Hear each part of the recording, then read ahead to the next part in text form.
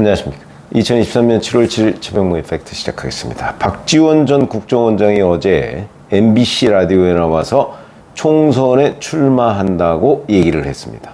장소는 아직 정하지 않았다 이렇게 얘기를 했고요. 목포나 제 고향 해남, 진도, 완도 여기를 고려하고 있다 이렇게 얘기를 했습니다. 지금 원래 진도가 고향이죠. 그러니까 목포나 진도.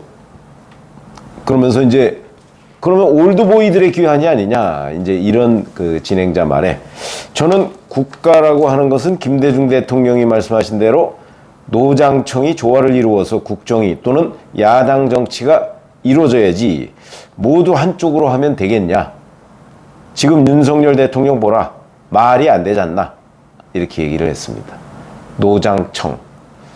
물론 뭐 맞는 얘기인데 그건 뭐 하여튼 나중에 얘기를 해보겠고.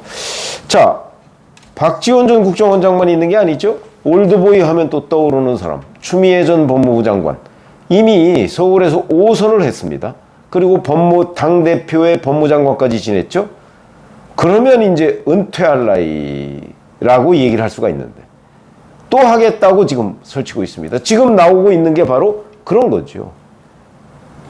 추미애 전 장관은 58년생이니까 내년이면 66세가 됩니다. 뭐 나이로 볼 때 아직 은퇴할 나이가 아니다 이렇게 얘기를 할 수도 있지만 최근에 문재인 전 대통령이 이제 검찰 개혁을 제대로 자기한테 맡기지 않았기 때문에 윤석열 정권이 탄생했다고 그러고 문 전 대통령을 겨냥해서 비판을 했었죠. 뿐만 아니고 당의 문재인 전 대통령이 사실 당에서 추미애 법무부 장관 교체를 요구했다고 하니까 이제 이낙연 전 대표에까지 책임론을 떠넘기고 있습니다. 왜 그럴까요? 본인이 윤석열 정부 탄생의 1등 공신이라는 한간의 시선, 무게 이거를 털어버리려고 하는 거죠. 왜냐하면 그걸 털어버리지 않고서는 본인의 총선 출마가 어렵다고 보고 있는 겁니다. 그러니까 1차적으로 그걸 털어버리고 나서 그럼 털어버리려면 어떻게 털어버리겠습니까? 사실은 그 책임이 나한테 있는 게 아니고 문재인, 이낙연한테 있어요. 이렇게 책임을 떠넘기고 그에 대해서 이제 당원들의 일부라도 만약에 동의를 하면 본인이 명분이 생긴다고 아마 이런 계산을 한 것으로 봅니다. 저는 뭐 민주당 그 지지자들한테는 약간은 먹힐 거지만 아마 과반까지 먹히지는 않을 거다 이렇게 보고 있고요. 자, 이렇게 되니까 이제 추미애 전 법무부 장관으로부터 서울 광진을 이 지역을 물려받았던 고민정 최고위원이 이제 뭐 추 전 장관이 오면 그러면 뭐 자신 있다 뭐 이런 식으로 얘기를 하고 있고요. 그러면서 뭐 각오를 다지고 있습니다. 글쎄 과연 자신 있을까요? 모르겠습니다. 추미애 전 장관이 만약에 민주당 경선에 붙는다면 뭐 혹시 모르겠으나 그렇지 않고 거기서 무소속이나 이런 걸로 광진을에 출마한다고 하면 떨어지겠죠. 고민정 의원도 떨어지고 추미애 전 장관도 떨어지는 거 아닌가요?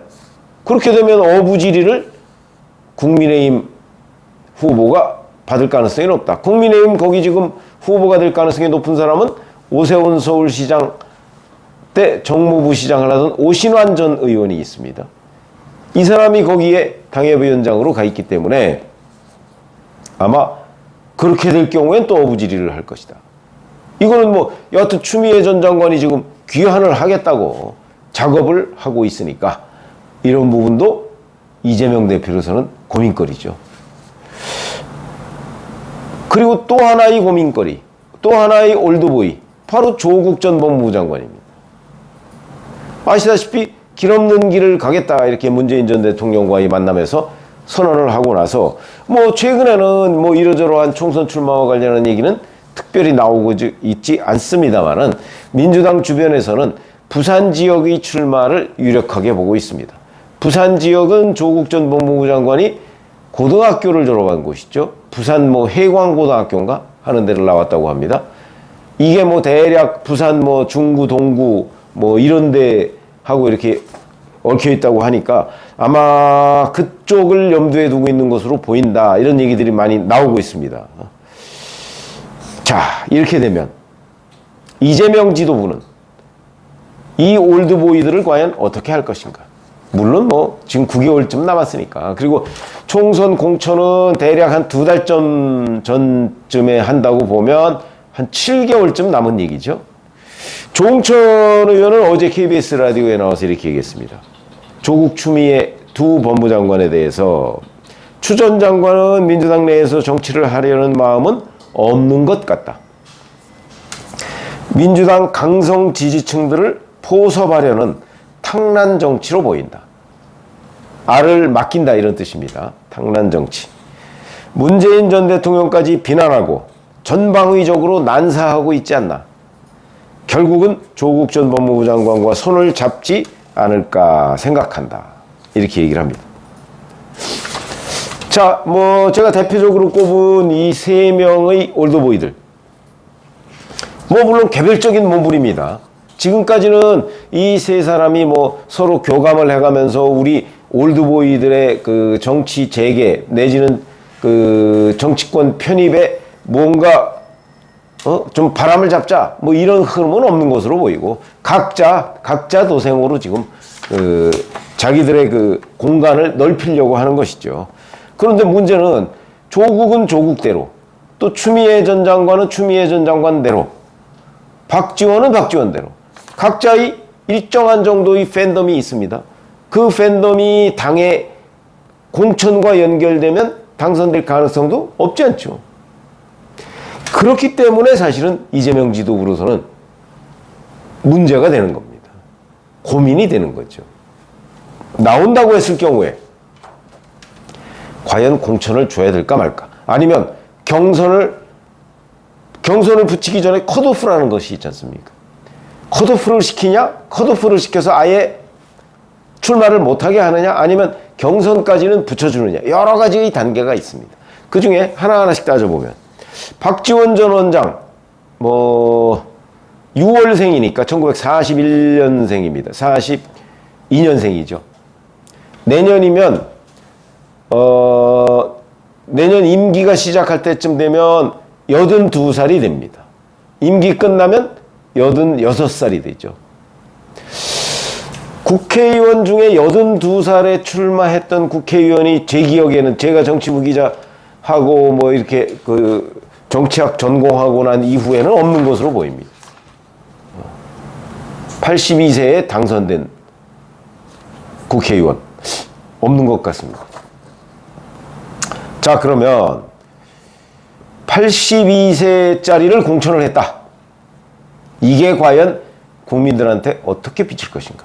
뭐 민주당 지지자들이야 뭐 좋다고 얘기하는 사람들이 좀 있을지 모르겠으나 이게 워낙 뭐 전국적으로 지명도가 있는 사람이기 때문에 아무리 노장청에 조화라고는 하지만 82세인 후보를 공천했다 그러면 거의 뭐 최고령자 뭐 이런 수준으로 나올 텐데 그게 당에 무슨 도움이 되겠는가? 당의 이미지 개선에 이런 고민을 지도부는 해야 되거든요.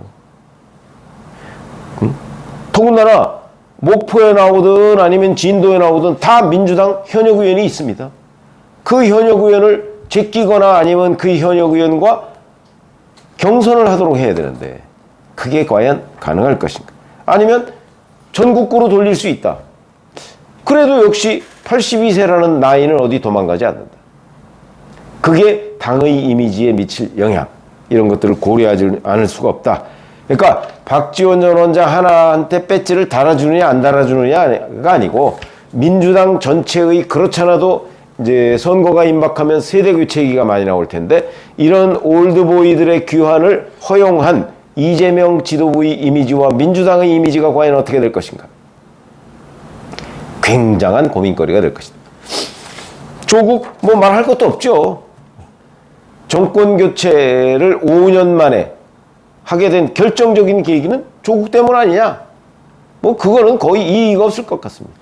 그런 사람을 다시 불러들여서 조국의 늪에 허덕이게 만든다는 민주당을 아마 민주당의 다수의 그 당원들도 도저히 용납할 수 없는 일일 겁니다. 그렇기 때문에 저는 조국 전 법무부 장관 공천 하지 않을 걸로 봅니다. 하지 않으면 또 하지 않는 대로 조국 수호 세력이 있죠. 이 수호 세력들이 민주당에 대해서 여러 비난을 퍼부을 것이기 때문에 또 부담이 된다. 추미애 역시 마찬가지다. 그러면 다 부담이 되니까. 근데 친명계 좌장이라는 정성호 의원은 추미애 전 법무부 장관에 대해서는 당으로선 부담스럽다고 입장을 밝힌 적이 있습니다. 엊그제. 그리고 조국 전 장관에 대해서도 비슷한 입장을 밝힌 적이 있습니다. 그러면 이 두 명의 올드보이에 대해서 친명계의 좌장은 거부감이 있는 겁니다. 저는 이게 국민 눈높이라고 보거든요. 그러면 이재명 지도부는 과연 이 올드보이 세 사람을 어떻게 처리할 것인가?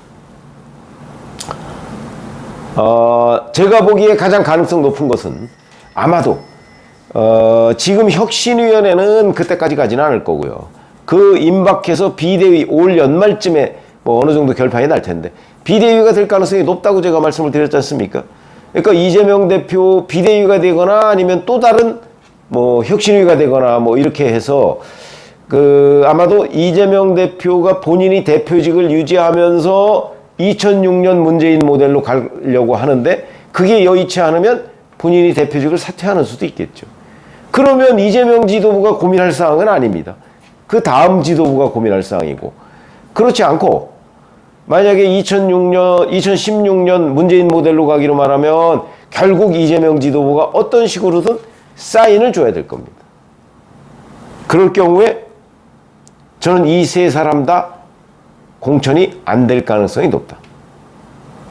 내지는 박지원 전 원장 같은 경우는 경선까지는 한번 해줄 가능성도 있다. 이렇게 보고요.